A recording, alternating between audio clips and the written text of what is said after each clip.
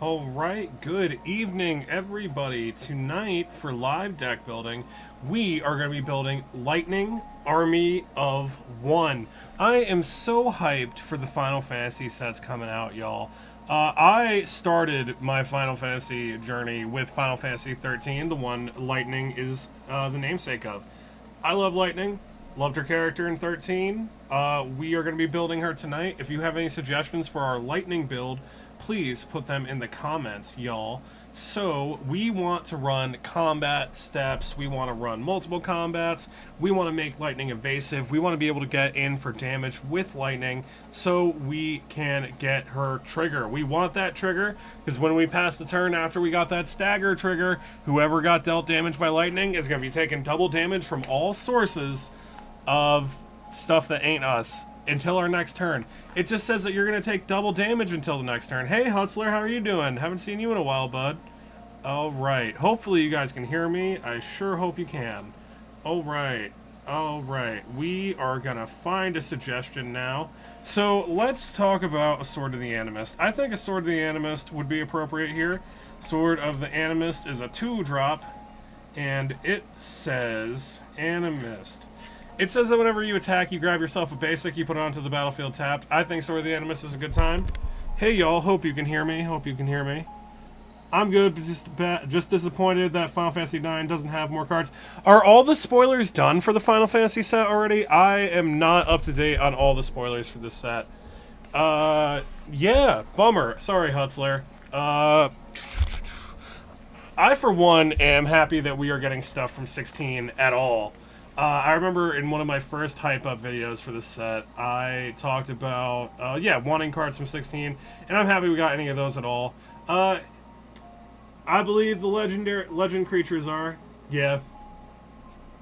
Alright, that's a Sword of the Animist. I think the Sword of the Animist would make sense because it's on a lower curve than Lightning, and, yeah, it's a good time. It'll grab you basics out of your deck. We want to be attacking with Lightning. Lightning's probably going to be our primary creature. It probably feels a little bit like a Voltron strategy to me for this thing. And along the same lines as our Sword of the Animist, I also really like a Bitterhorn. Bitterhorn is Nissa's sword after it gets Phyrexianized. It's a living weapon creature. It's a good time. Bitterthorn, it's Bitterthorn, not Bitterhorn. Bitterthorn. Yeah, Bitterthorn. Bitterthorn's $20, y'all. Bitterthorn came out, and I believe the equipment precon from All-Will-Be-One. It's a Boros equipment precon. This thing says the equipped creature gets +1/+1, and whenever it attacks, you grab yourself a basic, put it on the battlefield tapped.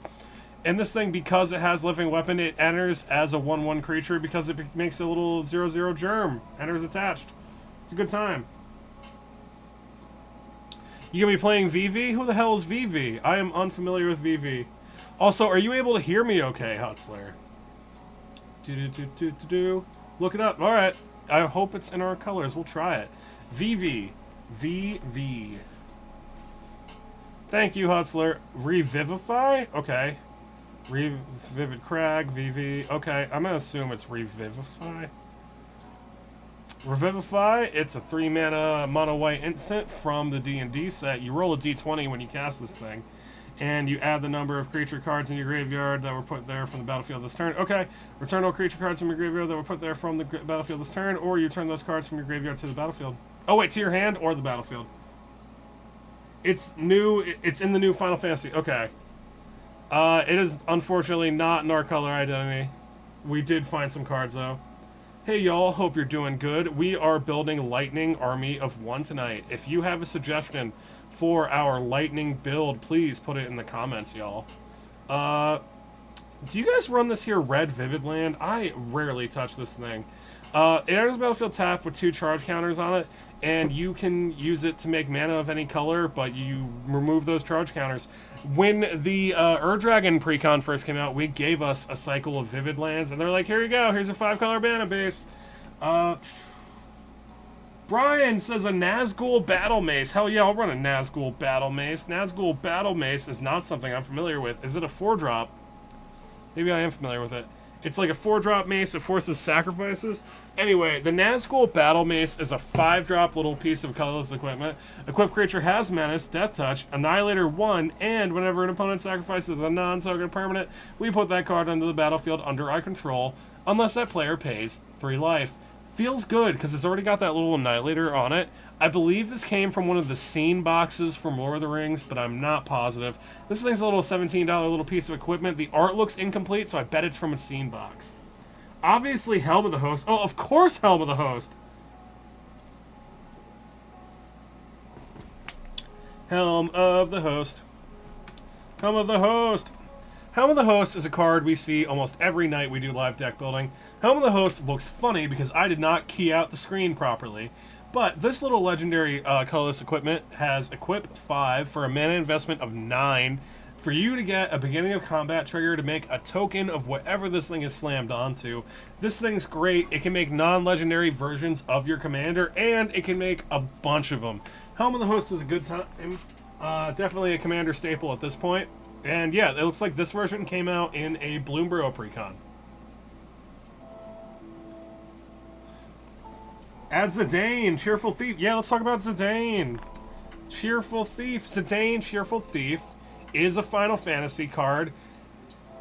And this version's in Japanese. When Zidane enters, gains control of target creature an opponent controls. Until end of turn, untap that creature, it gains lifelink. Whenever an opponent gains control of a permanent you control, create a treasure token. Okay, cool. So this thing has a threaten effect. Threaten effects are those effects that say you gain control of target creature until end of turn, untap it, give it haste. That's a threaten effect. Zidane has one. It looks like on an ETB trigger. Yeah, when it enters ETB, gain control of target creature, give it haste and lifelink. Untap it. Oh, this one doesn't give it haste. Okay, that's balanced. Yeah, and whenever we give one of the creatures we threaten back, we create a treasure token. Feels good. Little uncommon ETB, Boros Commander. Also, I didn't know Zidane had a tail. Cool suggestion. I have not seen that card. I only saw the weird chibi version of Zidane so far. Hey, Adam Murray, how are you doing? You saying a Nahiri's Resolve? Nahiri's Resolve. Nahiri's Resolve. Let's pull it on up. Nahiri's Resolve is a... Oh, this is one of the Aftermath enchantments. Okay, so we got a little Boros Aftermath enchantment. Creatures you control get +1/+woe and have haste, and at the beginning of each of your end steps, you exile any number of non-token artifacts and or creatures you control, and you return those cards to the battlefield under their owner's control at the beginning of the next upkeep. Cool, so this thing can generate us ETB triggers. It might be fun in that Zidane we just took a look at, spoiled from the new Final Fantasy set, that has a threaten effect on the ETB. This thing can help get us that ETB every turn, right? Because you're going to exile any number of artifacts and or creatures you control, return those cards to the battlefield under the next upkeep. Cool, yeah, I like it. It can give us blinks, and it gives our creatures haste. I don't hate this at all. Feels like a perfectly playable little 5-drop enchantment in a Boros deck. Hell yeah. We love haste. We sure do love haste. Hey Gabe, how's it going? Let's talk about Bedlam. Bedlam. Bedlam. Bedlam. Creatures can't block. For $9 American, you can say that creatures can't block. And if creatures can't block, they can't block our girl Lightning right here. And if they can't block our girl Lightning, they're going to be taking double damage from sources as we pass the turn. What a fun card. Also, super effective for a Lightning deck. Thank you, Gabe, for the suggestion. Mandated Peace. Mandated Peace. Joshua wants to run a Mandated Peace. Mandated Peace. Unfortunately, I cannot find Mandated Peace.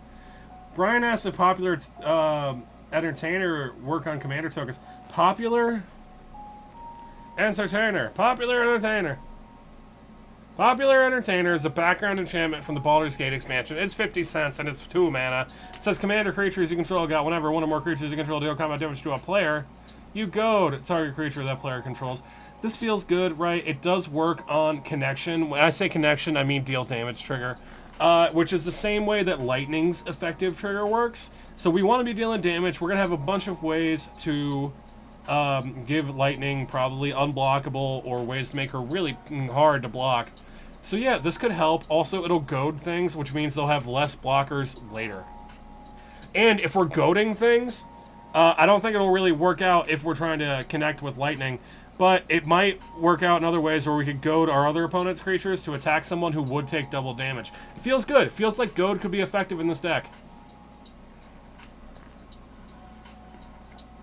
Mandate of Peace. Mandate of Peace. Mandate of Peace.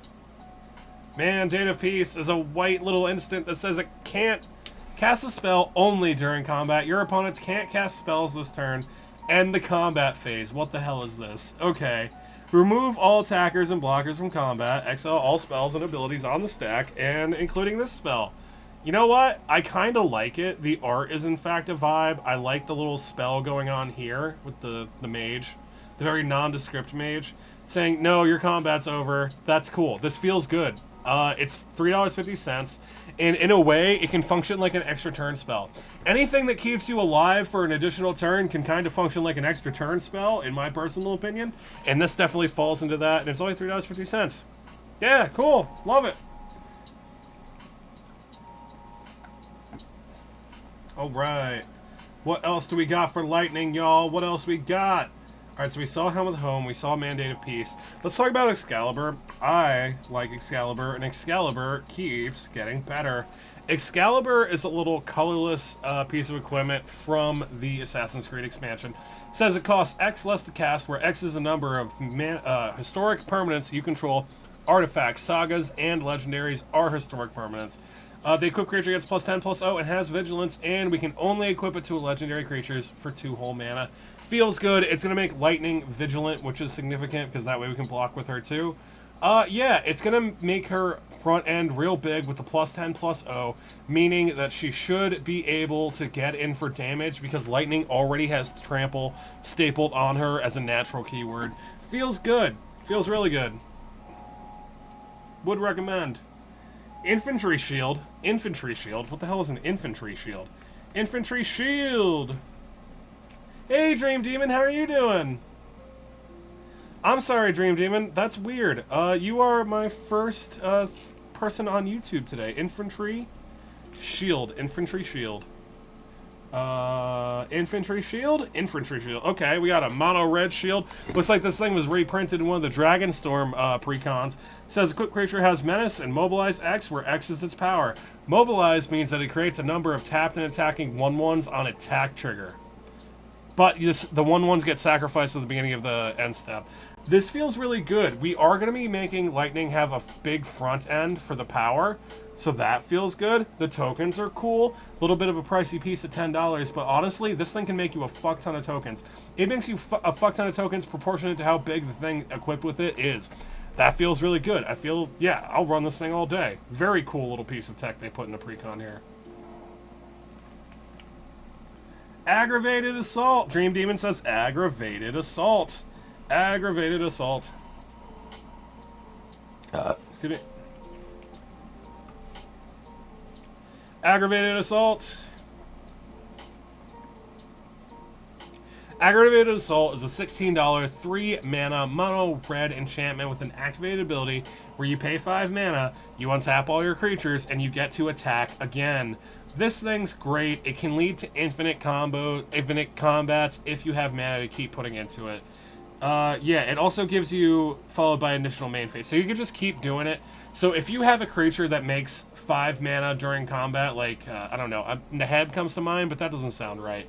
But if you get enough mana, you could just keep doing this, and you can just attack out to end the game. Feels like a valuable win con in Lightning. Extra combats are especially good in Lightning, because Lightning needs to deal combat damage to get her trigger. And if you're doing multiple combats, it means that you're not just hitting your opponent once to get Lightning's trigger, you're hitting it again.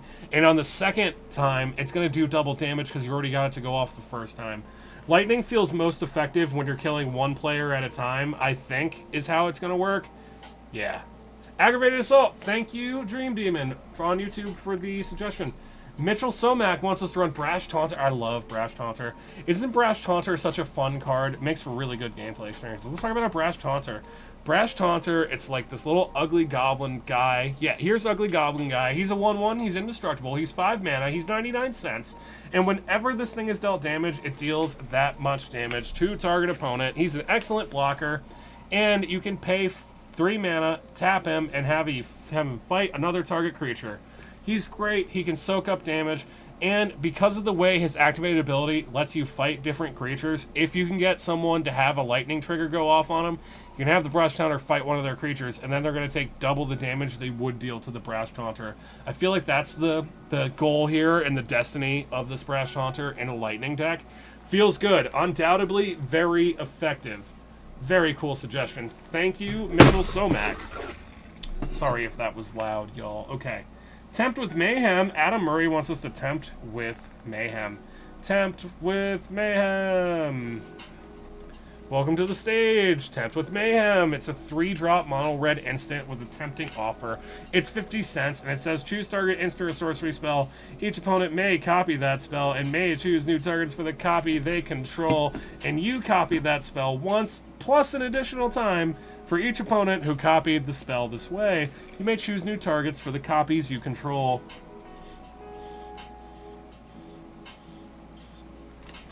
I think this thing is really fun. I have seen it resolve a bunch of cultivates and give everybody a cultivate. That was very magical. That was a really cool experience. I've also seen it combo out in blue and red decks to win the game. That's usually the mode I see it. It's undeniably a very good card, and in a casual commander setting where you're giving everyone a copy of the spell, it's a fun time. Highly recommend. This is a good one. Good suggestion. Mirror box. Mirror box. Alright, mirror box. Mirror box is an interesting little 3-drop colorless artifact that says the legend rule doesn't apply to permanents you control. So if you wanted to make copies of lightning, this would be a way we could do that and keep the copies around. Each legendary creature you control gets +1/+1. Each non-token creature you control gets +1/+1 for each other creature you control with the same name as that creature.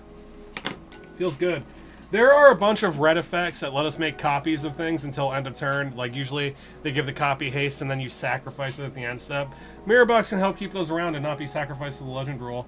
Delayed Blast Fireball. Delayed Blast Fireball. Delayed Blast Fireball. Delayed Blast Fireball. Let's see how that works with the lightning trigger. Delayed Blast Fireball, 3-drop mono red instant. Delayed Blast Fireball deals 2 damage to each opponent and each creature that player controls. But if this spell was cast from exile, it deals 5 damage to each opponent and each creature they control. But if we have a lightning trigger out, it's going to deal double. Does lightning cause us to deal double damage to creatures? I believe not. If a source would deal damage to that player or a permanent that... Oh my god, it makes them deal double damage to the creatures. Oh my god, this thing's absolutely disgusting in a lightning deck. 10 out of 10 suggestion. This thing simply has to go in here. It is so good. It's gonna... Oh my god. It's gonna... This is probably gonna kill people in a lightning deck. Just saw the Sent Triplets video. Thanks for mentioning my... Hey, Gabriel Conti. Thank you very much for hanging out with me during that live. I appreciate it. You had a lot of good ones on the list. I tried to limit it down to like 1 per person. I think Fruit Loops got 2. But Gabriel Conti, no, thank you. And thank you for watching the video. Yeah. Jelly says a crackling spell slinger. Crackling spell slinger. Crackling spell slinger. Crackling spell slinger. Not a card I'm familiar with. Mono red cowboy. 5-drop wizard from one of the... Not a new Capenna. One of the Thunder Junction precons. I don't know which one. It has a flash. It's a 2/2. It enters the battlefield. If you cast it, then an instant and sorcery spell you cast this turn has Storm. Okay, so I'm not sure what we're doing with this in a lightning deck. Maybe we're trying to copy off one of those Delayed Blast Fireballs to end the table. Maybe we're doing something else. I don't know. We're still pretty early into the deck tech. This thing giving something Storm, though, and it has Flash, so it can do it on other people's turns. That thing's crazy. I have yet to be gotten with this thing. Yeah, this thing's cool. Cool card. Hey, TCG Gav, how you doing, dude? Mitchell Somax says a Helm of the Host. Helm of the Host was one of the very first cards we saw, but we get suggested Helm of the Host every time we turn our webcam on. Helm of the Host is a 4-drop little legendary artifact with a 5-drop equip cost. You can equip it onto your commander, and it'll make a non-legendary copy of it every combat on a trigger. It's cool. Also, the token it makes isn't legendary, and the token sticks around. Helm the Host is a favorite card in the Commander format. It is one of the best ways to make multiple copies of your Commander. And if you have multiple copies of your Commander, your game plan just accelerates and multiplies. Good suggestion. Thank you, Mitchell. Shelby recommended I look at your Drag Queen deck. I was like... The Drag Queens. Oh my gosh. I can't believe it's... Thank you for looking at my queens. I appreciate that. Cosmotronic Wave? What the hell is a Cosmotronic Wave? It's Doctor Who. It's a Doctor Who card. That's what it is. Cosmotronic Wave has to be a Doctor Who card. Has to be. It's not a Doctor Who card. Okay, Cosmotronic Wave is a 4-drop mono-red sorcery that deals 1 damage to each creature your opponents control. Creatures your opponents control can't block this turn. That feels good, right? So even if we're casting it, so I feel like the game plan for the Lightning deck is to have multiple combats in a turn. That way we can double up damage on multiple people, or double up damage on one person, and then murder them on subsequent combats. This thing feels like it could help us open the way, maybe help us get in for that first bit of combat damage to get that initial lightning trigger. It also does a little bit of damage too, so if they have a bunch of little low drops, we could maybe kill them with this. Like, 1/1s hate this card. Yeah, I kind of like it. I feel like it's really here for the creatures they control can't block this turn, opening up the way for lightning. I feel like that's the primary purpose of the Cosmotronic Wave in the lightning deck. Undeniably a good suggestion, thank you. Assault Suit. Gabriel Conti wants us to run the Assault Suit. Assault Suit, not a... Is that a Fallout card? Uh-oh. Fallout card. Not a Fallout card? Fallout... Where's my browser? Here it is. Okay. Assault Suit. Assault Suit, unfortunately, did not come up. Let's try Suit. That's probably too many. Alluring Suitor. Assault. Yeah, here it is. Assault Suit. I probably spelled it wrong. Colorless 4-drop artifact equipment, 3 mana. To equip it for a total investment of 7. Equip creature gets +2/+2 haste. Can't attack you or planeswalkers you control, and can't be sacrificed. At the beginning of each opponent's upkeep, you may have that player gain control of the equipped creature until end of turn. If you do, untap it.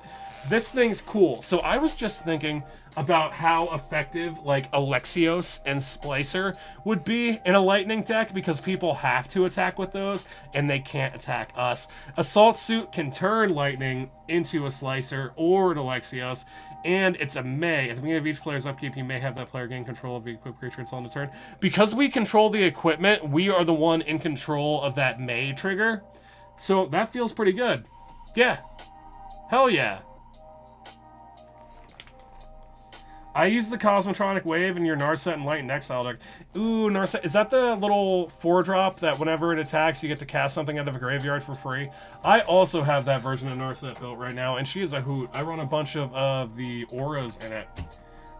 Dream Demon says a Chandra Pyro Genius. Chandra Pyro Genius? Chandra Pyro Genius was like a Planeswalker deck, Chandra. If you guys aren't familiar with Planeswalker decks, they used to be little 60-card products that Wizards used to make, a couple per set. I think they stopped making them, but basically it's a 60-card deck with a Planeswalker as the commander, and Chandra Pyro Genius was the Planeswalker deck for the set of Kaladesh. It was a good time. I have a Chandra Pyro Genius living in a binder because I bought that Planeswalker deck when I first started playing. This is a 6-drop little Chandra 5 loyalty Planeswalker. The first ability for +2 deals 2 damage to each opponent, -3 deals 4 damage to target creature, and -10 deals 6 damage to target player and each creature he or she controls. Feels cool. Alright, so this thing can just kind of be like a turret. It'll hang out on the battlefield, and it'll just burn players, it'll burn creatures. And it's going to be kind of playable. I normally wouldn't play this thing under normal circumstances, but because lightning doubles up the burn damage if we can connect with her, Chandra Pyro Genius is actually going to be effective. Like a +2 to deal 4 damage to each opponent, that's pretty effective. Like, that feels pretty good. 6 mana feels a little steep, but if you can get that lightning trigger to go off, you can use the -3 as removal and deal 8 damage to something. That's significant. Very cool suggestion. Thank you, Dream Demon, for the suggestion. How about take the bait? Toby MTG wants to take the bait. Take the bait. Take the bait. Take the bait. Take the bait. Take the Bait is from the Murders of Karlov Manor. It's from one of the precons. It's a 4-drop Boros instant. Cast a spell only during opponent's turn and only during combat. Prevent all damage that would be dealt to you and planeswalkers you control this turn. Untap all attacking creatures and goad them. After this phase, there's an additional combat phase. Okay, I kind of like this, right? So it is saying that we will take no damage, right? So we wait to be attacked. We leave the mana open. We wait to be attacked. Maybe in like the magical Christmas land scenario, we've already resolved in a lightning trigger on an opponent that isn't the one we're casting this on. Yeah, so we resolve that, cast this, have them untap, and then they have to swing at somebody who isn't us because of the goad. That is very spicy. It's a little bit of a complicated spell, but basically it's a fog that says you're attacking somebody else, and it goads everything. So if they want to hold up blockers, they now can't, right? Untap all those and goad them. Okay, so only if they're attacking they get goaded. A little bit complicated, undeniably very fun. It's also 69 cents, so nice for that. Yeah, I would play the hell out of this. Hey, Equinox Paradox, how are you doing? Equinox Paradox, what's up? You got anything for lightning? We want to deal double damage to people and also their things after we connect with them. And sorry, so many... Adam Murray, don't be sorry. Let's pull up Balefire Liege. Balefire Liege. Balefire Liege. I enjoy a Liege. I don't think I've seen the Boros Liege, though. We got a Boros Liege. It's a little 5-drop 2/4 spirit. It says other red creatures you control get +1. Other white creatures you control get +1. Whenever you play a red spell, this thing deals 3 damage to target player, and whenever you play a white spell, you gain 3 life. 10 out of 10! This thing is so fun. It's only $2. It's got the cool-ass hybrid mana frame, and it's got that whenever you play a red spell, it deals 3 damage to target player. Whenever you play a red spell, you get to bolt somebody. That's fucking hilarious. That's awesome. I love that. And especially in a lightning deck, when our non-combat damage can be doubled up as long as we can connect with the lightning card. This thing's amazing. Very fun and also $2. I enjoy this. Thank you for the suggestion.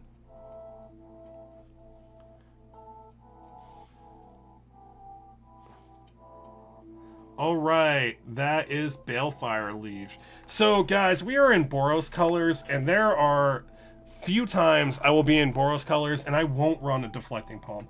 Deflecting Palm is such a fun card. I love Deflecting Palm. My pod has started to realize that I run Deflecting Palm whenever possible because it is so fun and it makes for such satisfying gameplay moments. Deflecting Palm is a 2-drop in Boros colors that says the next source of your choice that would deal damage to you this turn, you prevent that damage, and if damage is prevented this way, Deflecting Palm deals that much damage to the source's controller. It's a no-you card, in fact. It is so fun. It is never not cool to resolve this. 10 out of 10, would recommend.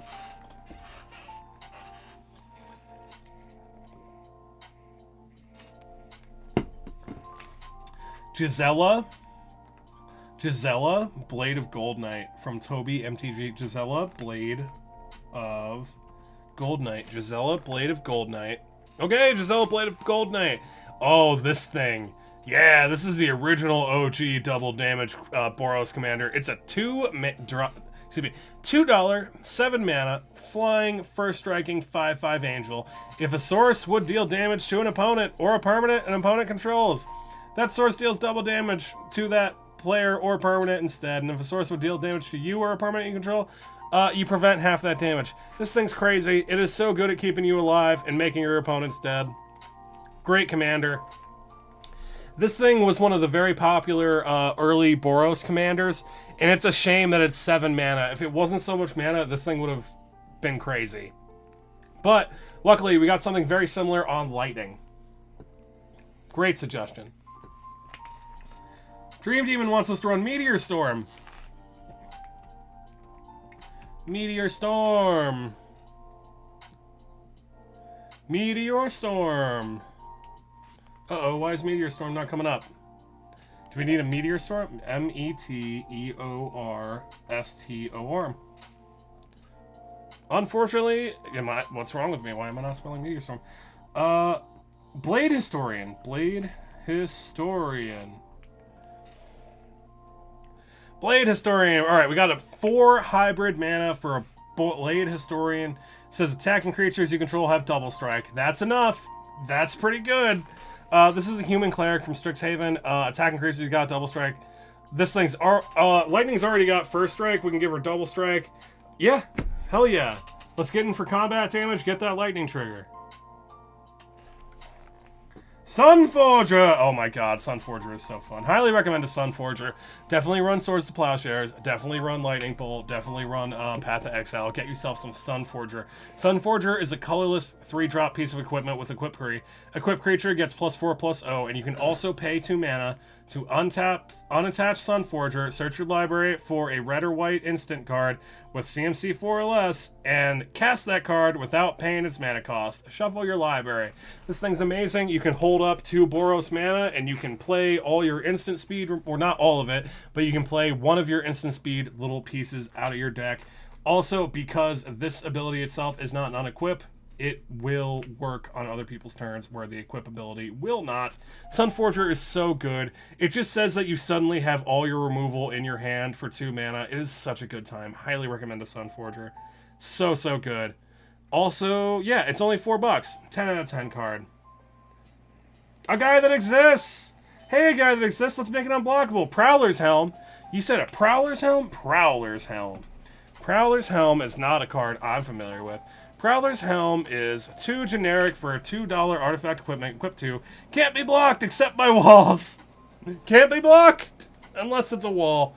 Yeah, this thing just pretty much just says can't be blocked. Very cool. Also budget at $2. The art is a bit of a vibe, even though I can't really tell what the hell is going on in it. But yeah, it's got flavor text. The youths prattle on about heroic deeds, but avoiding the noose is a far more daring than their entire career. Is a feat more daring than their entire career. Okay. Greetings from Brazil. Hey, William Souza, how are you doing? Greetings from the U.S. Send help. How about a classic Ketis, Emberclaw? Yeah, let's talk about Emberclaw Familiar. Ooh, Emberclaw Familiar. Is that the cat? I think it's the cat. It has to be the cat, right? No, it's the lizard. It's the good-ass lizard. The good-ass lizard used to be like $20. I am surprised that this thing came down in price. This thing is a very fun little partner commander. Whenever a commander you control deals combat damage to an opponent, it deals that much damage to each other opponent.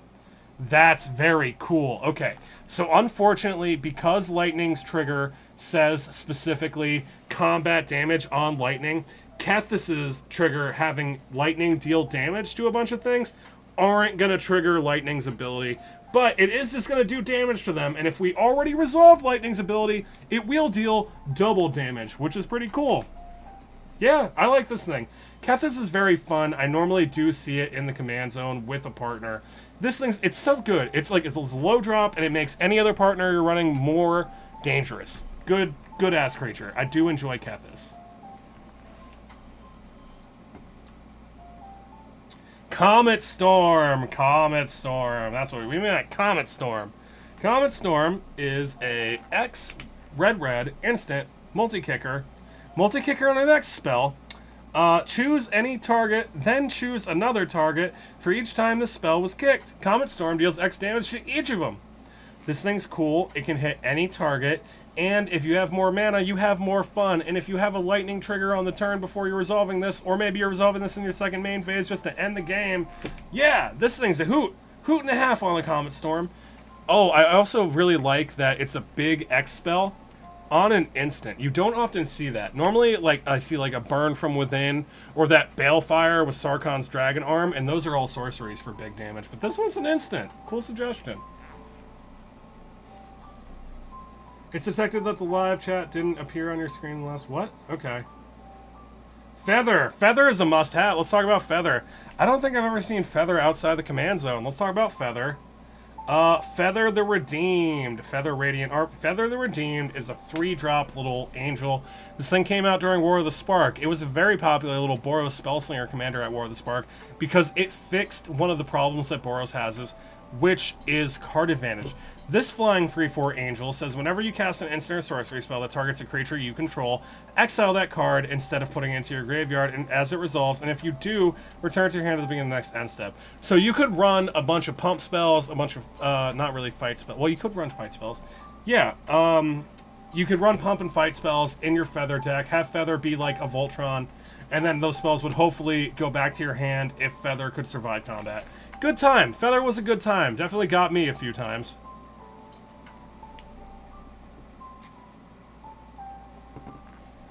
Robe of Stars. Not familiar with Robe of Stars. Okay, we got a $22 mono white artifact equipment from one of the D&D precons. Equipped creature gets +3/+0, and the equipped creature phases out. Okay, cool. We can pay 2 mana and have the equipped creature phase out. That's significant. So if anybody wants to interact with lightning, we could activate the Cloak of Stars, or excuse me, the Robe of Stars, have lightning phase out, what's wrong with me, so that she's harder to interact with. This thing feels really cool. Also, it makes Lightning's butt a little bit bigger. She is a little forward heavy with the 3 power over the 2 toughness. But yeah, cool. Definitely a playable card in a Lightning deck. The Mad Wobbler! How are you doing, Mad Wobbler? Let's talk about Taunt from the Ramparts. Taunt from the Ramparts. Taunt from the Ramparts. Sounds... Taunt from the Ramparts. Uh-oh. Well, there's definitely not a G in the word taunt. Taunt from the Rampart. Oh my gosh. Taunt from the Rampart. Taunt from... Okay, Taunt from the Rampart. It is a Lord of the Rings Boros 5 mana sorcery. Goad all creatures your opponents control until your next turn. Those creatures can't block 10 out of 10. So this thing works if we're trying to get a lightning trigger off, or if we've already resolved a lightning trigger, we could cast this in our second main phase to force some attacks around the board, and hopefully other people can do double damage to the opponent that took lightning damage. I feel like that's a cool mode for this, but also if we need to get in for that lightning trigger, we do that, have lightning go in, deal combat damage, and then all those creatures are going to be goaded anyway. This thing's amazing, and it's only $3. 10 out of 10, great inclusion for a lightning deck. Never seen Taunt from the Ramparts before. Fire Song and Sunseeker. Fire Song and Sunseeker. These cards are a favorite in the Bigger Gayer Discord. I have no idea why. These are 6-drop little Minotaur brothers, and they will... they give, like, your spells lifelink? Yeah. Ooh, they got a reprint March in the Sheets. Red instants and sorcery spells you control have lifelink, and whenever a white instant or sorcery spell causes you to gain life, this thing deals 3 damage to target creature or player. Fire Song and Sunseeker is fucking crazy. If you can resolve a Blasphemous Act with Fire Song and Sunseeker on the battlefield, you're gonna gain like over 100 life. It's gonna be absolutely nuts if you can resolve something like a Blasphemous Act with Fire Song and Sunseeker out on the battlefield. It's a good time. Fire Song and Sunseeker as a deck, though, is just like board wipe tribal. Excuse me, not really board wipe tribal, it's burn wipe tribal, because they're doing it with burn spells, so they can get that lifelink. Get an insane life total, and then usually it's an Aether Flux for the table, in my experience. Run Malignus? A guy that exists wants us to run Malignus? Malignus. Okay, ooh, this thing looks cool as hell. Malignus is a $7 5-mana elemental spirit, star power and toughness equal to half the highest life total your opponents control rounded up. Damage that would be dealt by Malignus can't be prevented. Cool little piece of tech. So this thing wants to get in for combat damage because it's going to be crazy. It's going to be half the biggest life total. So if you got a life gain player at the table, this thing's going to be absolutely nuts. Yeah, it says damage that can't dealt by Malignus can't be prevented. Good time. Also, the art is sick. Thank you, a guy that exists. Wait, what if we did Bloodforged Battle Axe for a bunch of axes? Yeah, we'll do a Bloodforged Battle Axe. Bloodforged Battle Axe. Bloodforged Battle Axe is a 1-drop with Equip 2. Equipped creature gets +2/+0. And whenever the equipped creature deals combat damage to a player, you create a token that's a copy of Bloodforged Battle Axe. Bloodforged Battle Axe is a good time. I've seen it in little Artifactocrats of decks. where they want to make a bunch of little artifact tokens and either sacrifice them or deal damage with the amount of them they have. It's a good time. It also kind of works for Voltron decks because you can just keep making more axes, and then your creature will have a bunch of axes. And how fun is that? Pretty fucking fun in my opinion. All right. That's Bloodforged Battle Axe. Thank you, A Guy That Exists. Check out A Guy That Exists if you want to learn how to break the game. He also does cool little pack openings on Cash Cards Unlimited, I believe it is. Okay, moving on. Waves of Aggression. Waves of Aggression. Waves of Aggression. Waves of Aggression. Oh! Guys, did you know that the hybrid mana frame is my favorite frame? And we are seeing a ton of cool little Boros mana frames tonight. This is a 5-drop, 3 generic, hybrid. Untap all creatures that attack this turn. After this main phase, there's an additional combat phase followed by an additional main phase. You can retrace it, and you may play this card from your graveyard by discarding a land card, and in addition to paying its other costs. This card's sick as hell. I see why it's $23. It looks really cool. I wish that this goblin in particularly was a lot less ugly. Just personal preference. Yeah, it's a cool card. I don't know if it's $23 cool, but it is multiple combats in the multiple combat color pair. It is flexible in its casting cost because of the hybrid mana. Yeah, good card. Excellent suggestion for a lightning deck. Single combat. Single combat. Single combat. Single combat. Oh, single combat. I don't know if this is a reprint, but it looks like we got one from the Fallout set. Sorcery, 5-drop, 50 cents. Each player chooses a creature or planeswalker they control, then sacrifices the rest. Players can't cast creature or planeswalker spells until our next turn. Damn, y'all. Damn. When Lightning said army of one, she really did say that she would be the one and the only. This thing is undeniably a very cool board wipe, and undeniably like one of the more synergistic board wipes we can run. And there are a bunch of other effects in white that do work this way, where we pick one creature and destroy everything else. Lightning's great because we, if we are running like the do things on other people's turns, get the combat trigger so that we can have other people do double damage, and then we do instant speed burn damage with lightning. This is a great effect to have in that deck. Very cool suggestion. Also, only 50 cents. Also, it's got Kate from Fallout 4 in this version.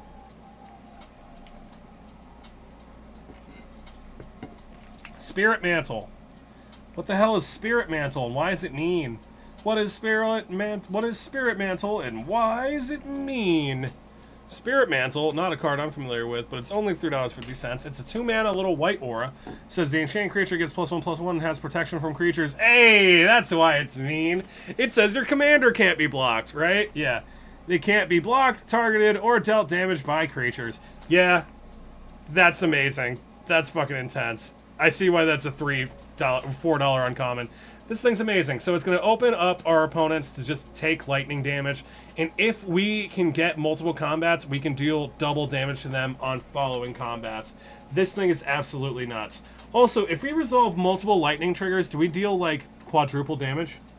Whenever lightning deals combat damage to a player until your next turn, if a source would deal damage to that player, permanent, and player controls, it deals double that damage instead. Okay. I don't know.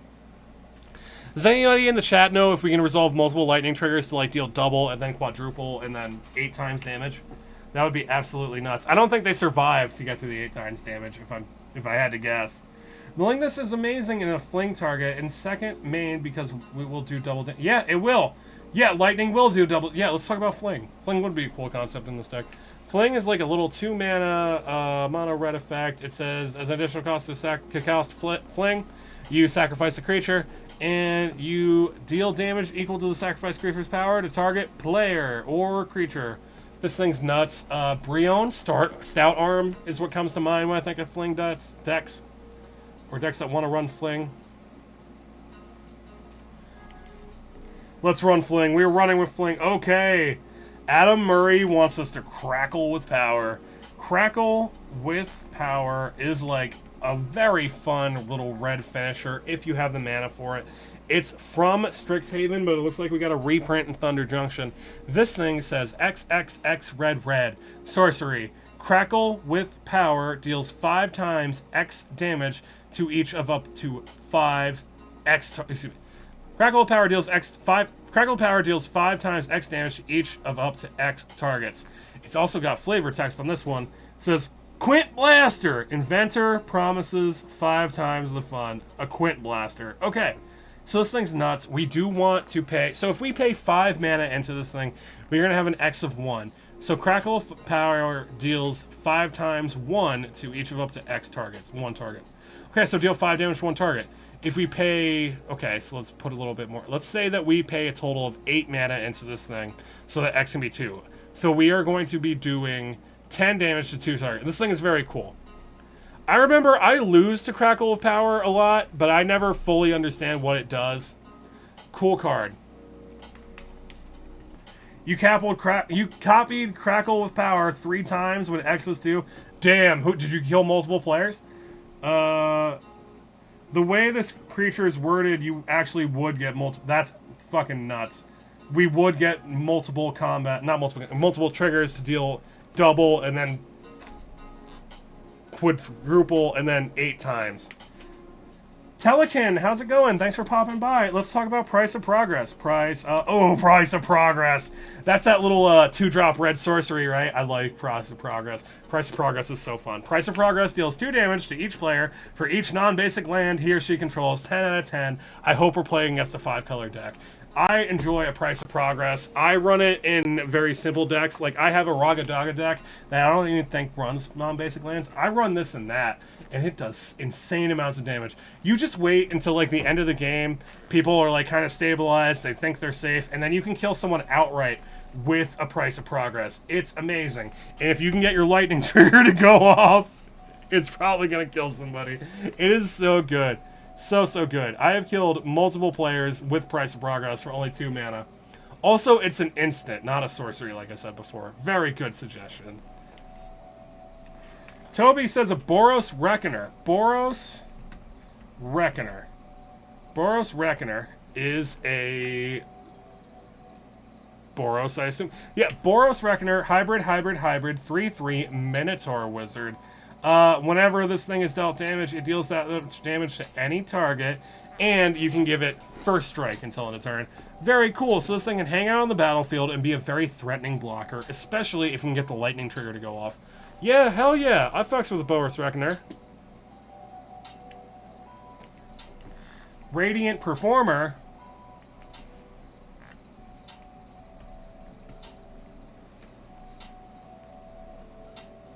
Radiant Performers, Radiant Performer.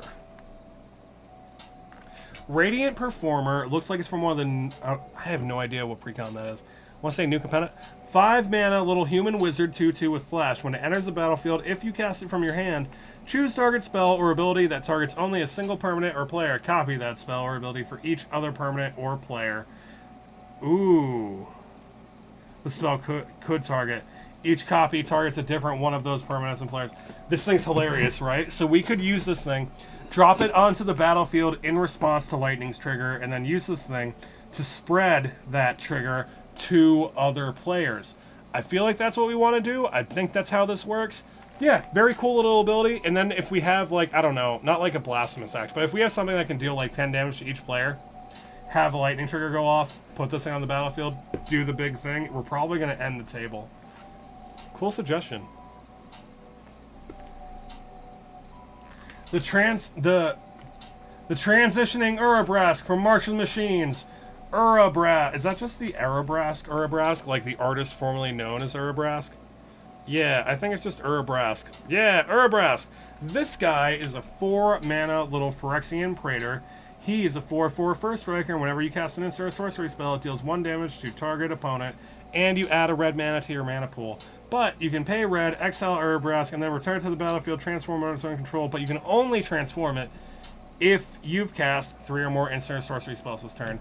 I have Urabrask living in a binder, and my problem with Urabrask is that I don't play Storm decks, and I'm probably not going to be able... Like, if it just said spells, like, if it was 3 or 4 spells, that's achievable, but it's instants of sorceries, which, like, I don't know, that feels a little hard to me. But anyway, we flip him over into the Great Work. The first step of the saga deals 3 damage to target opponent and each creature they control. Then, on the second step, we create 3 treasure tokens, and on the last step, until in a turn, you may cast instant sorcery spells from your graveyard, and if a spell would be cast this way, would be put back into your graveyard. You exile instead. And then it becomes Urabrask again. Yeah, it's cool. So that last ability means that we can cast the stuff out of our graveyard, and then it flips into Urabrask, so we're going to get the triggers when we cast the stuff out of the graveyard. It's a cool card, but I feel like three instants or sorceries is a lot. To flip it. Falter? You want us to run Falter? Falter. The hell is Falter? Okay, it's old, it's 40 cents, it's 2 mana, it's an instant. It says creatures without flying can't block this turn, which is probably going to mean that lightning's unblockable. And if lightning's unblockable, we can get lightning in for that damage trigger, and then we'll be dealing double damage. And our opponents will be dealing double damage if they hit the player who was hit by lightning already. Good time. Good time. That's Falter. Curse of Bloodletting. Curse of Bloodletting. Curse of Bloodletting. Curse of Bloodletting. Not a card from North. Thank you guys for the 2,000 likes. I'm sorry I didn't notice until just now. Anyway, let's talk about a Curse of Bloodletting. It's a 5 mana little aura curse. It is $4. Enchant player. If a source would deal damage to enchanted player, it deals double that damage to that player instead. 10 out of 10 would recommend. Hell yeah, all day long. This thing is great. I would run this even outside of a lightning deck. It's just, if a source would deal damage to enchanted player, that player takes double. Like if the player decides that one player is the problem and like they needs to get got, you can put this thing on that player and then you can all team up to kill them. Yeah, this thing's cool. I like this a lot. Very fun. Curse of Bloodletting. What is the game? Hey, Andrew, how's it going? The game plan is we're running Lightning. We're hyped about the new Final Fantasy card. We're doing live deck building. If you want to suggest a card, you put it in the comments. If it comes up over here, it'll be put into a Moxfeild deck list. If you want to see what other people would run in Lightning, you can pull up the Moxfeild page. Thanks for hanging out with me. Heartless Hidetsugu. Heartless Hidetsugu. Heartless Hidetsugu. Heartless Hidetsugu. Heartless Hidetsugu. Oh my god. Oh my god, that's fucking disgusting. Oh no. Oh, we are a bad person. Okay. Heartless Hidetsugu is a 5 mana little legendary mono red ogre shaman with an activated ability where you tap him and target player takes damage and loses half their life. But if that player had a lightning trigger go off on them, Heartless Hidetsugu kills them outright, which is funny but also very frustrating. Yeah, we could be a monster. We could be a bad person and run this and kill people outright. If they take a lightning trigger.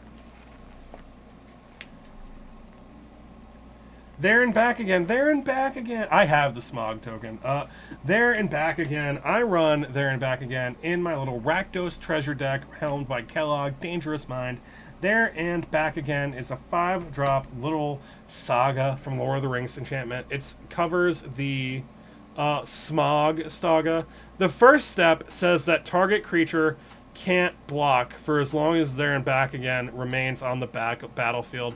The second step, you search your library for a mountain and you get to put it on the battlefield. Notable about the second step, though, is it doesn't say tapped, which is interesting. And then on the last step, you make yourself Smog. Smog is a flying 6/6 dragon that really wants to die. Because when Smog dies, you make yourself 14 treasure tokens? Yeah, 14 treasure tokens. It's a good time. If I am able to kill Smog in my Rakdos deck, it's curtains. Like, that's the game.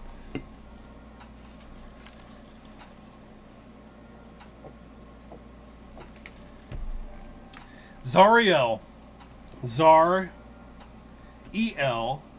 Archduke of Avernus. Oh my god, Telekin, I love Sunforger. I talked about Sunforger for a while. Hell yeah, definitely running Sunforger in here. It's already in the list. Zariel, Archduke of Avernus, is a 4 mana, 4 loyalty, planeswalker Zariel. Creatures you control get +1/+0 and gain haste until end of turn. 0, create a 1/1 Devil's Creature token with a death trigger to deal 1 damage to any target. Excuse me. -6, you get an emblem at the end of first combat on your turn. You get an emblem for -6 at the end of first combat on your turn. You get a second combat. Cool. Yeah, it'll give us multiple combats if we can get it up. I don't know. I feel like it'll be having a hard time getting up there. Creature you control gets +1/+1, gains haste. That haste is interesting. That haste is not nothing. Haste is a game-ending keyword in a lot of cases.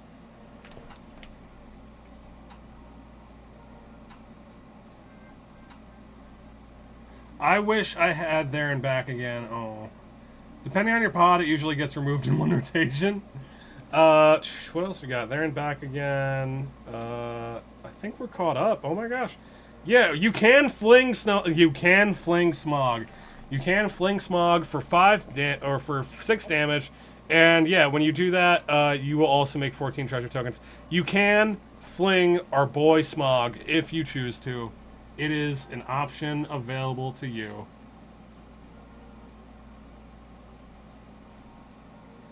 Alright, guys, it looks like we're out of suggestions, so we are going to call it a night. Alright, for probably... Oh, wait, no, we don't. We got Furnace of Wrath. Furnace of Wrath. Furnace of Wrath. Furnace of Wrath. Furnace of Wrath. Something fell on the floor, and I don't know what it is. Furnace of Wrath is a 4-drop mono red enchantment. It is $9 American, and it says if a source would deal damage to a creature or a player, it deals double that damage to that person or creature instead. This thing, at least, is fair, because this thing will affect the user, right? If a source would deal damage to a creature or a player, the lightning player is a player, and it can take double damage off the Furnace of Wrath. I feel like if you're going to run this in a lightning deck, you want to be kind of careful, right? Like, you want to drop this on the turn you're intending to kill people. No, we're not yet running Jessica Twice Reborn. Let's pull up Jessica. Jessica Thrice Reborn. Jessica Thrice Reborn is red. It can be your commander, and it has partner. It enters the battlefield with a loyalty counter on it for each time you've cast a commander from the command zone this game. 0, choose target creature until end of turn. If this creature would deal combat damage to one of your opponents, it deals triple that damage to that player instead. What the hell?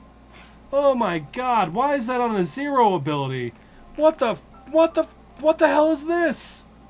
Triple damage on a 0 ability. Alright, -X, Jessica deals X damage to each of up to 3 target creatures. Oh my god! That is nuts! That's... Okay, that's coconuts. That's a full fruit salad. Hexavus. Hey, Jelly! I like Hexavus. Hexavus is a fun-ass little card. I think it's cool to slam a bunch of counters on a Hexavus. Doesn't it kind of look like a Sire of Extinction from that Golgari card? Anyway, Hexavus is a 6-mana 0/0 artifact creature construct flyer. It has enters the battlefield with 6 +1/+1 counters on it, and you remove a +1/+1 counter from it to put a flying counter on another target creature. And you can remove a counter from another creature you control to put a +1/+1 counter on Hexavus. So this thing gives creatures flying. It's cool. I believe it's part of the Vus cycle. There's also a Pentavus, which is another kind of expensive artifact that enters with a bunch of counters that you can remove to make little creatures out of it. I like Hexavus, I like Pentavus. I don't have a deck that runs either of them, but anything that's running +1/+1 counters would be great or they would be great in anything that cares about +1/+1 counters. This thing can also give it flying. It can give lightning flying for 1 mana, which is very cool. Yeah, cool card. Also, it's only 60 cents. Curse of Shaken Faith! Curse of Shaken Faith. Curse of Shaken Faith. The Curse of Shaken Faith. Curse of Shaken Faith is a 2-mana or a curse, and you enchant a player or a victim. And whenever the enchanted player casts a spell other than the first spell they've cast each turn, or copies a spell, Curse of Shaken Faith, it deals 2 damage to them. And if we have a lightning trigger on that player who is also cursed, they're going to take 4 damage instead. This thing's very fun. I don't know how effective it is. Player casts a spell other than the first spell they cast. Honestly, it feels pretty good. It just says your opponents can't cast more than 1 spell or they take damage. Feels pretty good. Honestly, I don't know what I was saying. Yeah, good-ass spell. Andrew, we are not under a certain budget restriction. We will talk about what any card you want to put in the deck list. Or even just a Johnny. Yeah, let's talk about a Johnny. Caller of the Pride. Caller of the Pride. A Johnny, Caller of the Pride is a 3-drop for loyalty planeswalker. The +1, you put a +1/+1 counter up to 1 target creature. Probably lightning. Make lightning a little bit bigger. She's got trample. Let's get her front end a little bit bigger. -3 target creature gains flying and double strike. There it is, yo. Another way for lightning to deal damage. And if we -8 Johnny, I don't imagine we're -8 a Johnny in a lightning deck. But if we do, we make X 2/2 cat creature tokens where that's our life total. Lightning herself has lifelink, so if we wanted to just go for big lifelinking damage, we could also do that. Feels pretty good. All right, that's a Johnny. Walking Ballista? Walking Ballista. Walking Ballista. Walking Ballista is like a CEDH combo-y end the game kind of card. There are a bunch of things that this thing can combo off with to just deal a ton of damage to end the game. But in a lightning deck, we can use those remove a +1/+1 counter from the Ballista to deal 1 damage to target creature or player. We could use that to kill people in the lightning deck if we can get enough creatures, excuse me, not enough creatures, enough counters on our Walking Ballista. This thing enters the battlefield with X +1/+1 counters on it, and you can pay 4 to put another counter on it. You can also remove counters from it at instant speed to deal 1 damage to a thing. It's cool. People use infinite mana, put infinite counters on it, and then it's a turret, and then it ends the game. This and infinite colorless mana ends the game, and for those reasons, I don't super duper love seeing it in Commander. Maddening Hex. What the hell is a Maddening Hex? Maddening Hex. Maddening Hex is another curse. It's a 3-drop in mono red. It's $7. You enchant a victim, and whenever an enchanted player casts a non-creature spell, roll a d6. Maddening Hex deals damage to that player equal to the result. Then attach Maddening Hex onto another one of your opponents, chosen at random.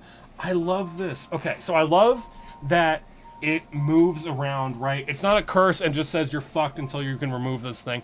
It moves around, and the way Lightning's trigger works, the randomness is going to make, like, for really engaging gameplay moments, I think, because they're, like, going to be really wondering if it's going to hit them, and then if it hits them, they're probably going to lose. I like this. And, yeah, the D6 adds another level of RNG and randomness to this card that I feel is really effective in a Lightning deck. This feels like one of the more fun cards we've seen on the list. I really like that, like, it really is up to the mercy of fates. It depends on what random opponent it gets put on and what that person rolls. I like this. I like this a lot. Very fun. Hero's Blade. Hero's Blade for vibes. Hell yeah, I'll do it for vibes. I'll do it for vibes. Hero's Blade is a 2-mana little 40-cent piece of equipment. It's got equip 4, but whenever a legendary creature enters the battlefield under your control, you may attach the blade to it for free. The equipped creature gets +3/+2. Feels right, you know, that is Lightning's stat line. She is a 3/2. Hero's Blade, you can have Hero's Blade enter the battlefield if it's in your opening hand the turn before Lightning, then you can play Lightning, and then your Lightning is suddenly a 6/4 instead of a 3/2. Feels really good. Feels really good, actually. Yeah, I actually would run this on Lightning. Also, it's a little budget piece, and it is thematic because it is the Hero's Blade, and Lightning's weapon is a sword. Yeah, very cool suggestion. Thank you. Thank you, Telekin. Dream Demons over on YouTube says a Johnny Vengeant. A Johnny Vengeant. A Johnny Vengeant. That is the Boros Ajani, isn't it? This is the Ajani that hates lands, isn't it? There's an Ajani that hates lands, but you can never ult him because people will see it. And it doesn't even hate lands to, like, everybody. It hates one player's lands. Alright, so we got a Planeswalker, 4 mana, 3 loyalty, +1.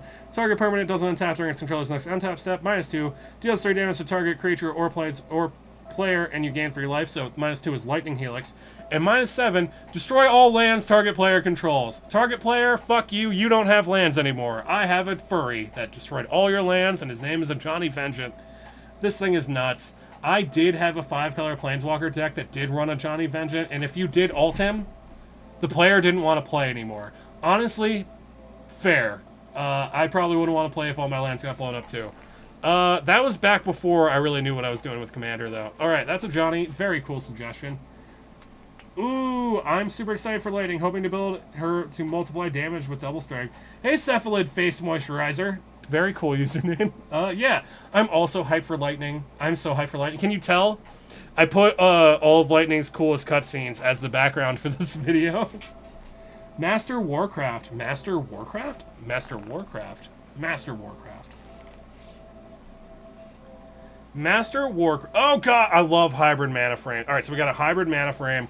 It is a 4-drop Boros instant. Cast a spell only before attackers are declared. You choose which creatures attack this turn, and you choose which creatures block this turn, and how those creatures block. This thing is amazing. So it not only says that lightning is unblockable, but if you really want to get like really big brain about this card, you could use this to remove problematic creatures, right? It's very cool. Like, you could use this on an opponent's turn to remove multiple problematic creatures. I enjoy this card a lot. I haven't seen it in years, though. This thing is amazing. It's only $1. The art goes hard. The hybrid mana frame is cool. It's got the little Boros water stamp or watermark. I like this card. This card is a hoot. And it makes for really engaging gameplay moments. But, yeah. No buts. I love it. I'd play it. You recently played all 3 Final Fantasy... Oh my god. Even Lightning Returns? You replayed Lightning Returns? How frustrated are you? Arabella Abandoned Doll. Hey, Scatter, how are you doing? Scatter, good to see you. Arabella. Scatter, you called us towards the end of... Arabella Abandoned Doll. Arabella Abandoned Doll. Arabella Abandoned Doll came out in the Duskmourn set around Halloween of last year. It's a legendary little artifact creature toy for 2 mana in Boros colors. It's a 1/3, and it says whenever it attacks, it deals X damage to each opponent, and you gain X life, where X is the amount of attacking creatures. Excuse me, no. Not of attacking creatures, where X is the number of creatures you control with power 2 or less. Very cool. I have seen an Arabella deck, and I've also seen a Jolly Balloon Man deck. And they're kind of similar, because they both want to be making copies of things. They want to be making tons of little creatures and attacking outright. This thing's very cool. I do like its trigger. I do like that it has damage. And if you have lightning out and you're doing multiple combats, it can do bigger numbers than it looks like. Yeah.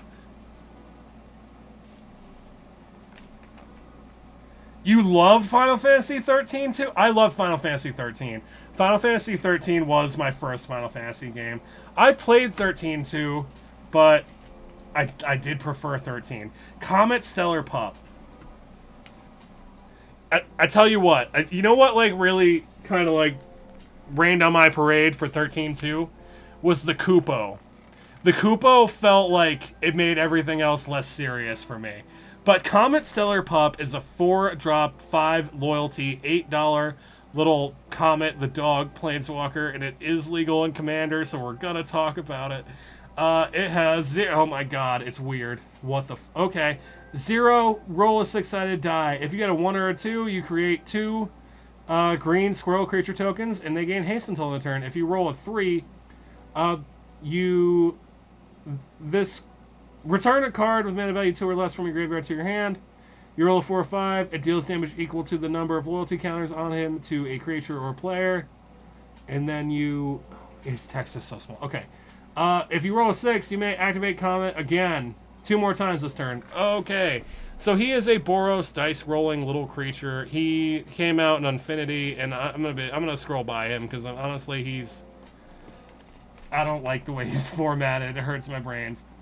I'm so pumped to get my pre-release Final Fantasy. Scatter, honestly, I think I might do a pre-release too. I am so hyped for the set. I have not been hyped for a set like this since like War of the Spark.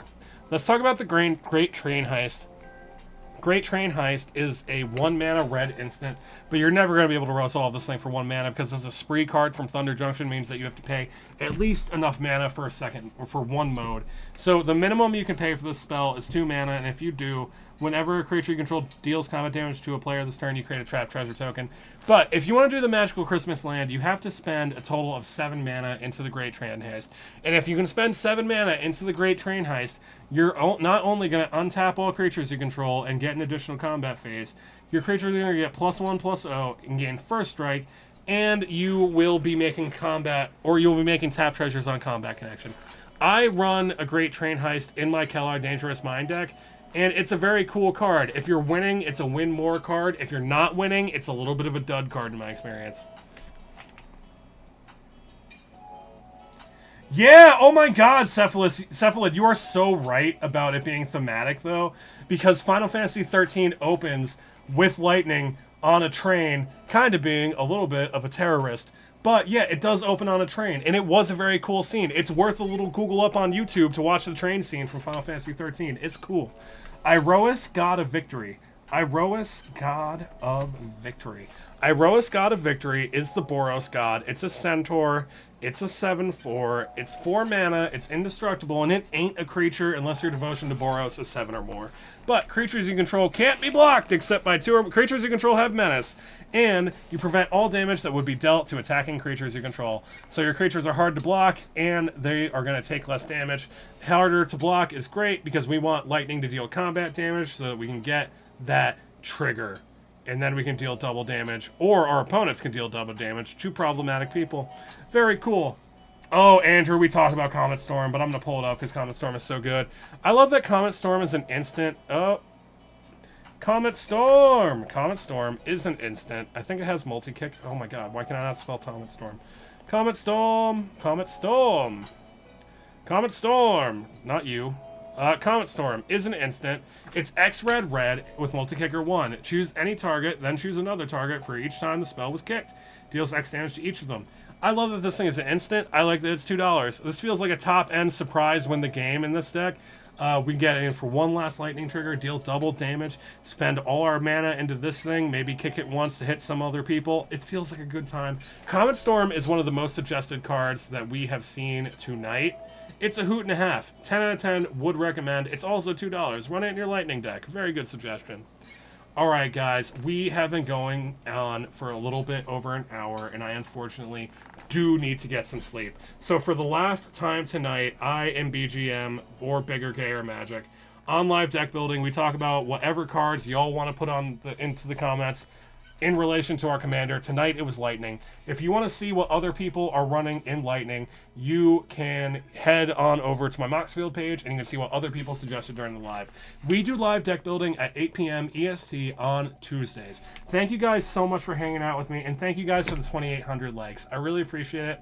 I am going to sign off now, but I hope that you all draw the appropriate amount of lands during your next game. Take care, y'all.